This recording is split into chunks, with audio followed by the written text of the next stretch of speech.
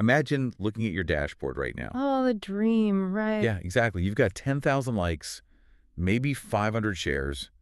Your notifications are just, I mean, they're literally melting your phone at this point. You feel like an absolute genius. Right. You think, okay, I have cracked the code to digital marketing. I am unstoppable.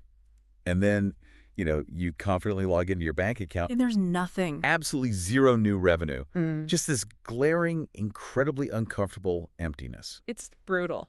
It really is. So today, we are dissecting what I honestly think is the cruelest illusion on the internet. We're talking about why you can be totally drowning in online applause and yet be completely starved for actual clients. Yeah, which is so common. Welcome to today's deep dive. You, our ever-curious listener, probably know this pain intimately, whether you're a solopreneur, a creator, or, just trying to get a new project off the ground. Our source document today is this really fascinating framework. It's titled Bridging the Buyer Gap: From Engagement to Enrollment.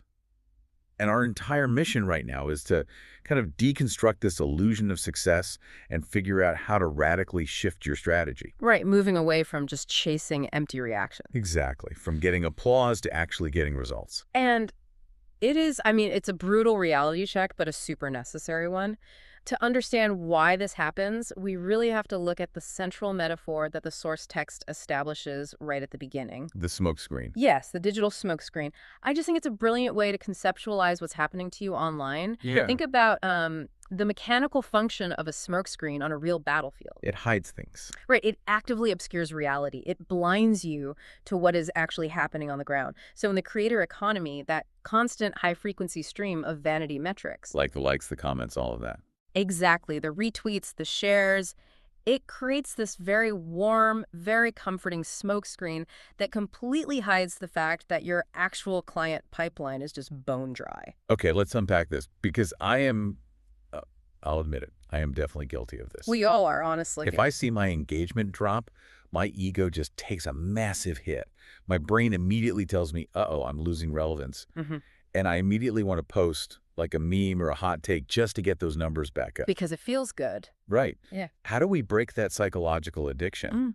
Because it feels so inherently like success. You break it by confronting the fundamental misunderstanding that's driving the addiction in the first place. So the source material points out that we are chronically confusing two very different E-words: engagement and enrollment. Okay, engagement versus enrollment. Yeah. Now, anyone who has spent, 10 minutes in marketing knows what engagement is. It's the algorithm's currency. Precisely. Yeah. But the source asks us to look at the psychological difference. Engagement is just a dopamine hit. It is a completely surface-level reaction. Someone, they paused their scrolling, found your post mildly amusing or maybe agreeable, and they tapped a button. And then they forgot you exist 5 seconds later. Exactly. Right. It doesn't require any real cognitive effort. It's purely reactionary. But enrollment is a completely different psychological mechanism. Enrollment is that critical underlying trust-building movement that's actually required to turn that casual scroller into a buyer. So how does the source define it? It defines enrollment as a specific moment where your content successfully shifts what the reader believes, what they understand about their own problem, or what they are ready to do next. Oh, wow. Okay. Yeah, it's not just, hey, I like that. It is, wow, that fundamentally changed how I see my own situation. That makes so much sense. It sounds like, well, think of a physical store. Engagement is when people are window shopping. They walk down the sidewalk, they look at your beautiful display, and they say, oh, what a lovely window. Right, but they keep walking. Exactly. But enrollment is when they actually push open that heavy glass door, walk inside, look you in the eye, and say, I am struggling, and I need what you have. That's a great analogy. And what's fascinating here is that the moment you realize you have been entirely optimizing for window shoppers, you suddenly understand why your business is stagnating. Because window shoppers don't buy anything. Right. The source text has this ruthless kind of inescapable mantra. Likes do not pay. Comments do not pay. Buyers pay. Ouch. True, but ouch. I know, but when your entire strategy is built around getting people to stop on the sidewalk, it fundamentally changes what you put in the window. You water it down. Exactly. You stop putting up the deep, complex, resonant solutions that actually solve problems, and you just start putting up flashy, entertaining, low-friction content that begs for a reaction. That is so true. But this leads to a really dangerous secondary trap, I think. Because when creators realize the likes aren't converting, When they notice the window shoppers are not coming inside the store, their panic reflex kicks in. Oh, the panic reflex is real. Right. And they rarely rethink the display. They usually assume they just have a foot traffic problem, which leads to perhaps the most dangerous advice in digital marketing. Just post more. Just post harder. Yes. The sheer volume myth. When sales are low, the immediate instinct is to just grind harder, to post 3 times a day instead of 1. To blast the exact same ineffective strategy, but just, like, with a megaphone. Exactly. But the framework provides a very sobering reality check here. To quote the text directly, and I love this line, more content does not fix unclear content. Wow. Yeah. If your message isn't converting, the people who are already standing right in front of you, amplifying that message to 1,000 more people won't magically manufacture conversions. It really won't. It just broadcasts your lack of clarity to a wider audience. So let's get into the mechanics of that lack of clarity. The source material gets pretty deep into the weeds on what actually blocks these window shoppers from walking into the store. Let's talk about those conversion blockers. Yeah, so the text identifies 3 major conversion blockers. And the first one is fuzzy positioning. Fuzzy positioning, right. And this happens when the reader enjoys your content. You know, they might even follow you, but they literally could not explain to a friend what you do or who you help. Oh my gosh, I see this on LinkedIn all the time. It's everywhere. You go to someone's profile and their headline is something like, Synergistic Ideation Architect for Paradigm Shifts. Yes, or like empathetic storyteller of the future. Right. And I'm sitting there thinking, are you a graphic designer? Do you sell life insurance? Like, what is happening here? Exactly. You cannot buy from someone if you don't know what they sell. It's impossible. Right. So that's the first blocker. The second blocker is content that merely entertains without actually demanding a behavior change. Entertaining without behavior change. Yeah, this is the danger of being the funny creator or the purely inspirational creator. People consume your content the way they consume Netflix. It's just a pleasant distraction. Right, but it doesn't challenge their status quo. If you aren't challenging them to think differently, they will never see you as an authority who can actually guide them through a transformation. You're just a court jester to them, not a consultant. Exactly, a court gesture. Okay, and the third blocker. The third is the vague call to action, the vague CTA.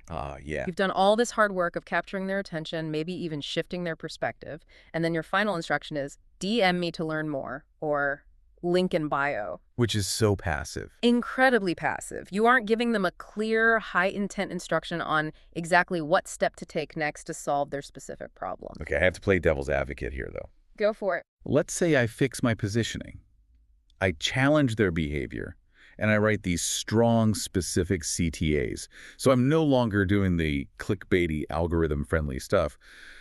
Don't the social media platforms literally force us to feed the beast? That's the big fear, right? Yeah. I mean, we are told constantly that if you don't post high engagement content every day, your reach gets throttled and your business basically turns invisible. If we stop yelling at the sidewalk, won't the street just empty out entirely? It's a very valid fear, and it's the exact tension the framework addresses. It forces creators to distinguish between posting for the algorithm versus posting for buyers. Because they're not the same thing. Not at all. You have to realize they're entirely different ecosystems. The algorithm's entire biological imperative is to keep eyes on the screen, so it heavily rewards reactions. Right. But your future client does not care about the algorithm. Your future client rewards relevance. Reactions versus relevance. It is the whole game. Reach is not your goal. Trust is your goal. Because trust is the only mechanism that converts a scroller into a buyer. So quality over quantity, essentially. But on a much deeper level, the source material makes this point pretty aggressively. You could have a post reach 1 million people, go completely viral, and yield absolutely 0 sales. Which happens all the time. All the time. Or you could write a highly specific, deeply resonant post that reaches exactly 100 people. It gets barely any public likes, but it brings in 5 high-paying clients because those people felt deeply understood by you.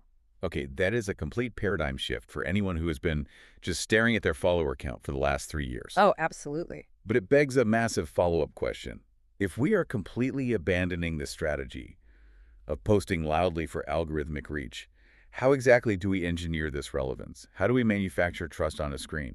Because that implies we have to completely flip how we start the conversation with the reader. We do. And the framework calls this curing the expert brain. Curing the expert brain. Okay.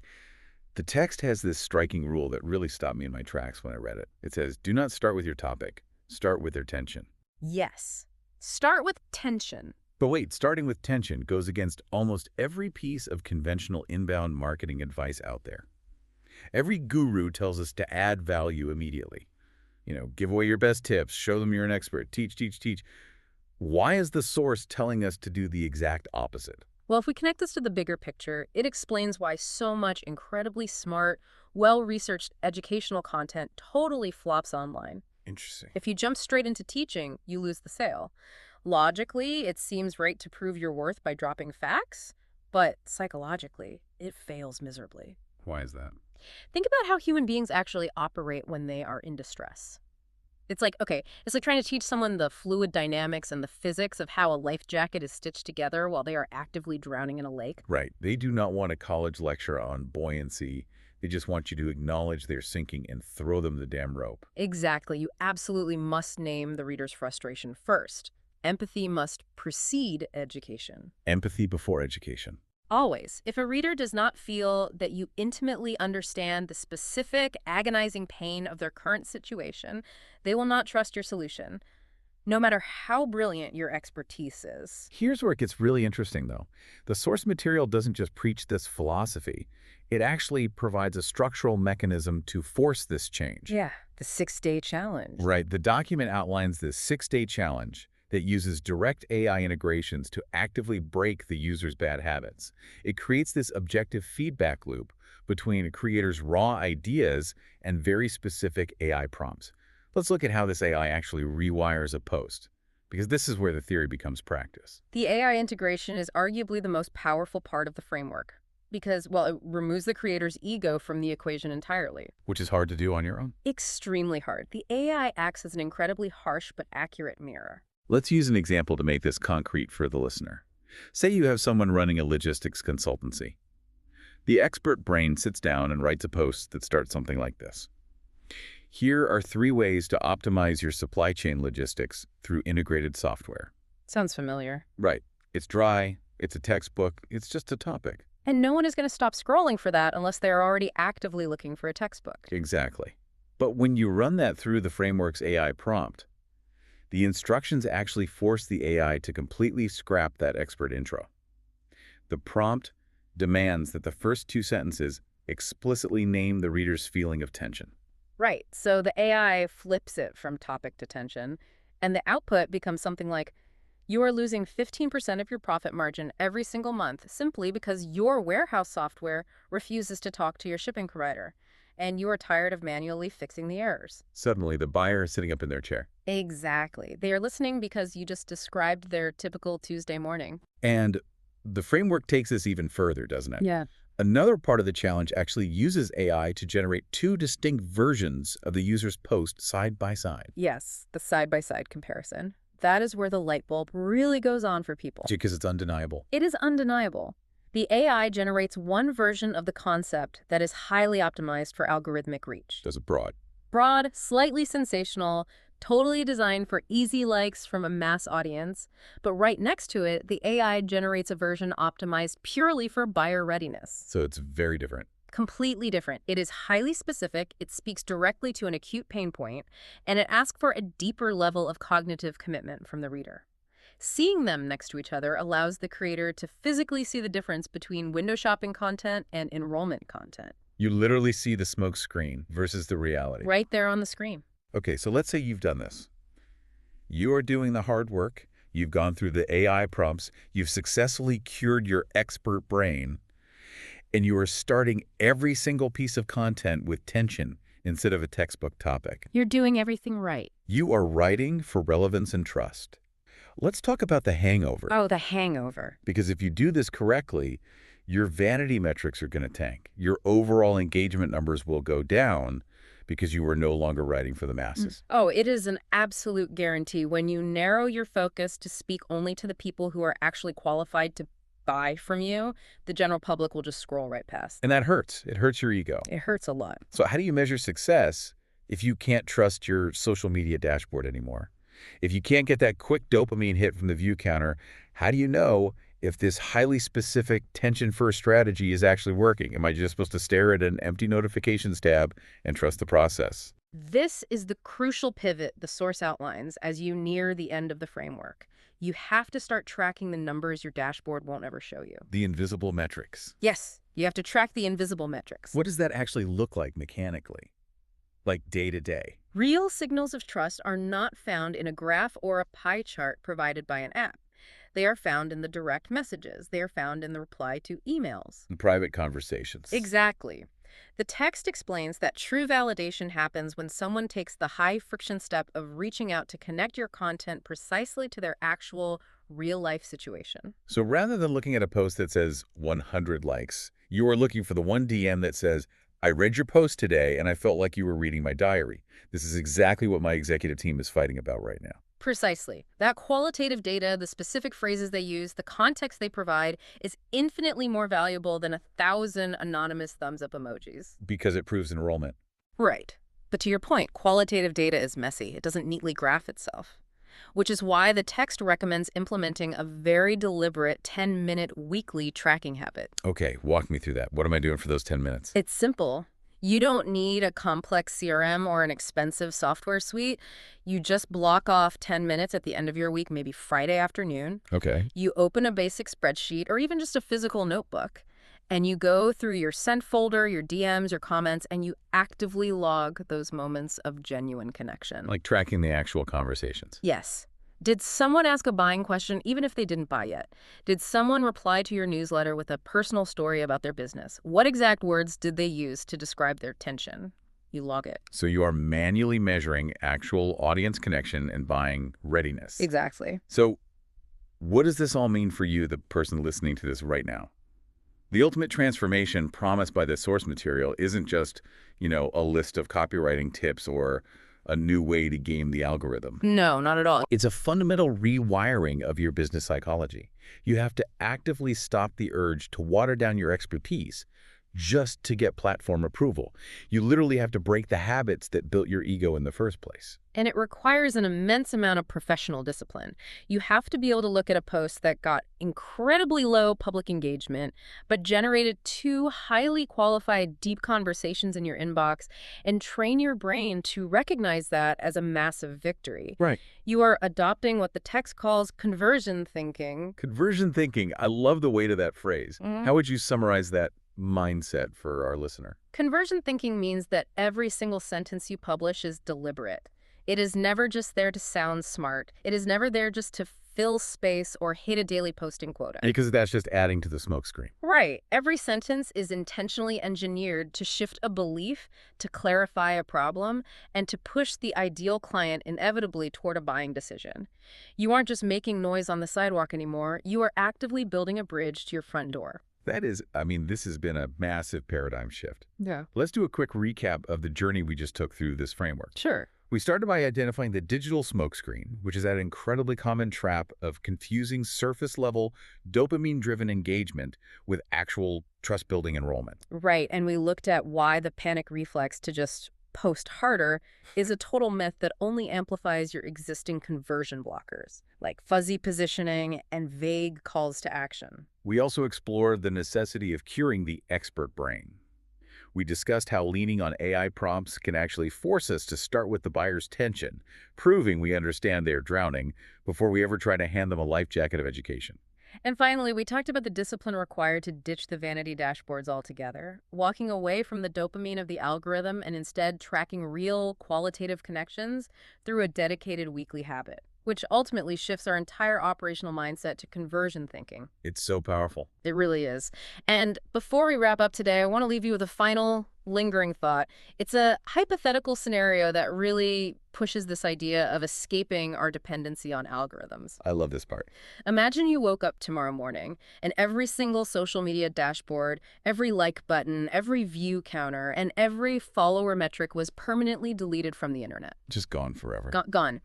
If you stripped away all of those platform metrics, what mechanism would you have left right now to prove to someone that you understand their tension well enough to actually solve it?